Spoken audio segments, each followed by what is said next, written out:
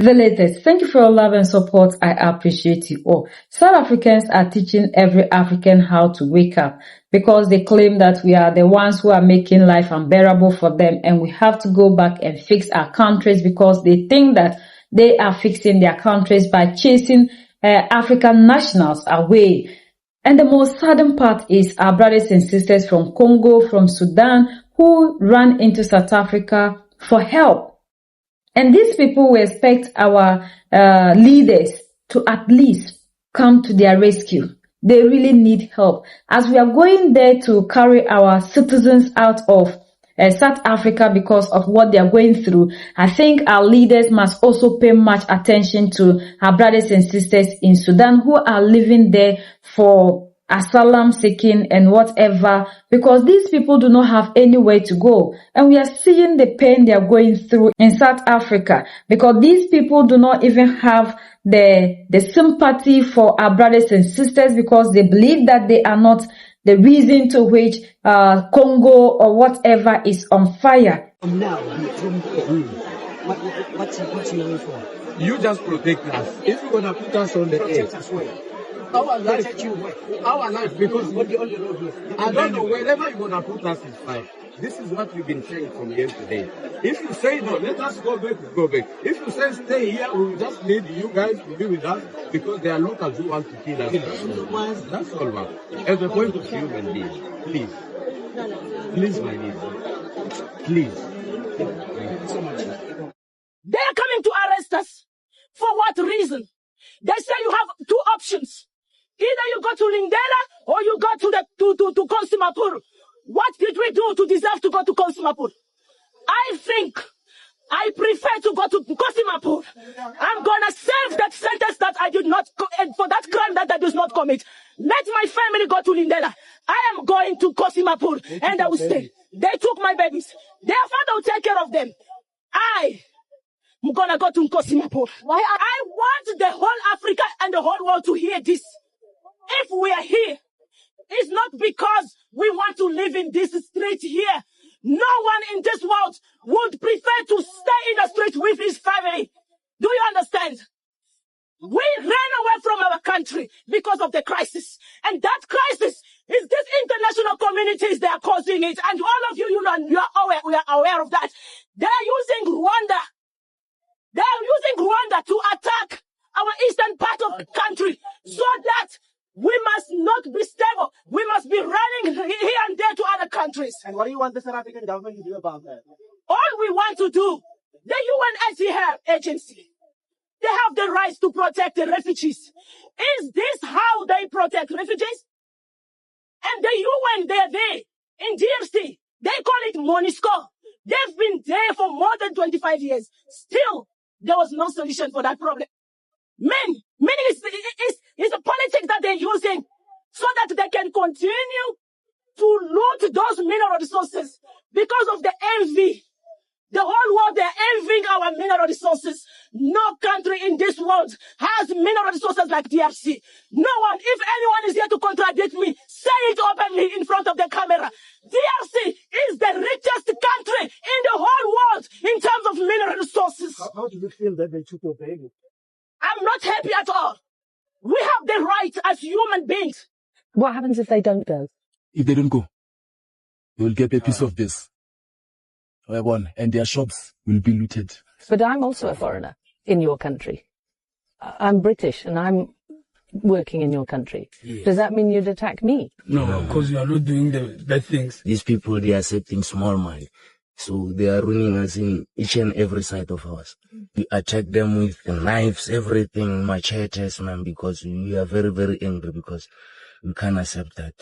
And what makes you think that's okay, to attack another human being with a machete? Because these people, if they attack us also later, they use these things, they use guns. They also blame the foreigners for the high crime rate, and their version of justice is meted out pretty quickly. Paraffin is easy to catch fire. It's flammable. If I put it on the tire is what? It's catching fire.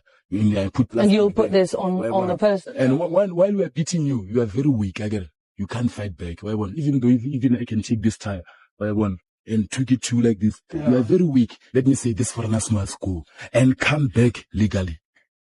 All around where we're talking, there is appalling deprivation. The men are unashamed at their bitterness towards the foreigners, and many, they say, are inside South Africa illegally, without visas or even passports. Since Phakelo Mthakathi has told foreigners in KwaZulu-Natal to leave their country before the 30th of June, many of them have flocked to the nearest police station fearing for their lives, because they are saying many of the community members are threatening them, telling them that they must go back to their countries before the 30th of June, because Phakelo Mthakathi has been saying this. He's saying that the deadline is on the 30th of June. He's been telling even the shop owners that they can open their shops for now, but after 30th of June, he doesn't want to see any of them, which I have a question. So is it legal or illegal? Because it seems here like any random foreigner, as long as you have an accent, they are saying that you must leave the country, whether you have an ID or not.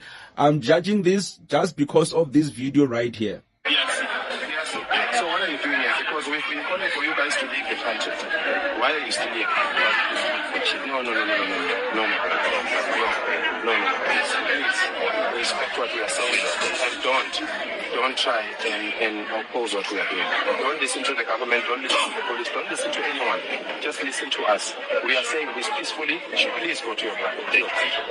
30 June is the deadline. As you can see from the video, Phakelo Mthakathi stops a random African guy asking him to go back to his country. He mustn't wait for the 30th of June, meaning that he doesn't have to check his ID as long as he knows that this guy is from the Congo. He's saying that he must go back to his country. He's saying that he won't be in control of the community of South Africa after the 30th of June, which begs the question, if there's any violence after the 30th of June in KwaZulu-Natal, will he be liable for the violence? Because he's the one saying that after the 30th of June, they must leave. So, I'm just wondering, legally speaking, will they say that he incited the violence if there's any violence? Because he's the one who's pushing the rhetoric of the 30th of June. But I'm not a lawyer. I guess it will depend if there's any violence and what the government or the state actually says about this. 30 June is the deadline, but it's not like you must leave on the 30th of June. Yes. Don't leave on the 30th of June. Leave now. Because the 30th of June, I can't control people of South Africa. All right. Let's do the right thing. Respect our country, respect us.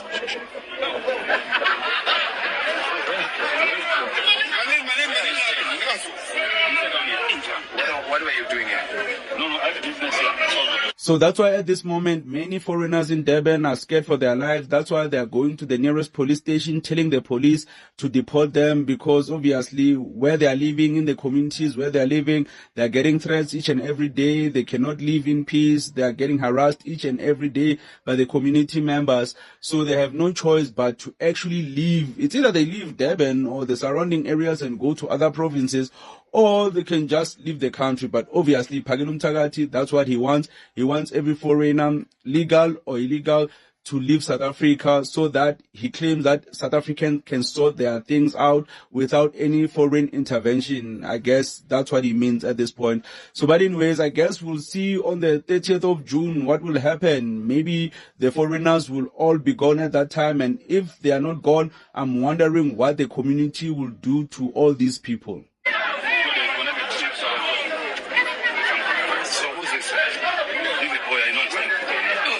So why is it running away? Why are you running away? What? Do you know we started?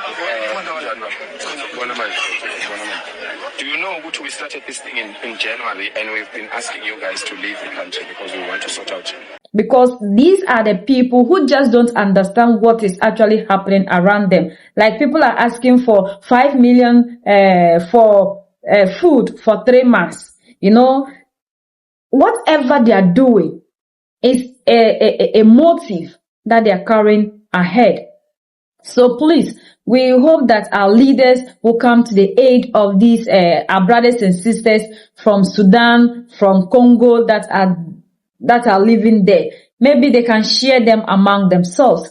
And then it's also a wake-up call to all of us in Africa that our leaders must also make sure they create the enabling environment, the jobs that we need, so we will not be moving from one place to the other. But as for migration, it's just that these South Africans, and I don't know why the leaders in South Africa are not coming in to stop these people from doing what they are doing. And we ask these South Africans, are they sure that if all these people should be kicked out of South Africa, the crime rate and everything is going to come down, when we know that it's not even all the migrants who are in South Africa that are committing these crimes?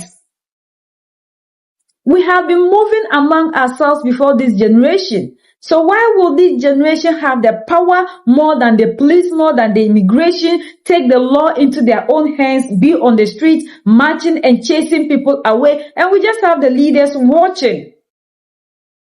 It's unbearable. And it's not something that I think the leaders in Africa should condone. They have to be on the neck of the president of South Africa to talk to our brothers and sisters in South Africa to stop what they are doing. Because look at the way they are going around closing shops, people's lives. People are losing their lives. People that run because of conflict, that they have accepted them. All these people are not left out. They're just going after everybody because they believe that anybody in the black skin is their problem, which is not true. Because these people don't make laws. They are not spending the money of South Africa on their brothers and sisters from other places, because this is the notion when you listen to them have. That what they are supposed to be getting is given to foreigners. In which way? Because the foreigners are also paying taxes to contribute to the growth of South Africa. The time for the unification of Africa is now, and our leaders cannot give us the unity of Africa in speech, yet we are not allowing ourselves. We are talking about free trade area when we cannot even move into our own countries. How do we have the free trade area? If we are still not accepting ourselves as one people, how do we do business? How do we trade? So it is a wake-up call. And for all of us to also unite. And South Africa, you must understand that just as we will continue to remind you that we all contributed to your development and your liberation, you cannot stop us from moving among ourselves. It has been there before this your generation. And we are not your problem. We don't make laws. We don't control nothing when it comes to your resources in South Africa. You need to channel your energy, like your ex-president said, to the right people. And if you want the names of the people who are making you jobless and going through all the hardship, go to your ex-president and he will gladly help you so you can fight the right people to get the liberation you are looking for. We are the only ones that can set ourselves free. United we stand, divided we fall. And united we keep standing forever and ever. The greatest enemy of the African is mental slavery. So let's decolonize ourselves from mental slavery. Let's keep sharing to educate our brothers and sisters. Together we make Africa great for ourselves and the next generations that are going to come. So that's the latest around the world in Africa, Southern Africa, and in South Africa.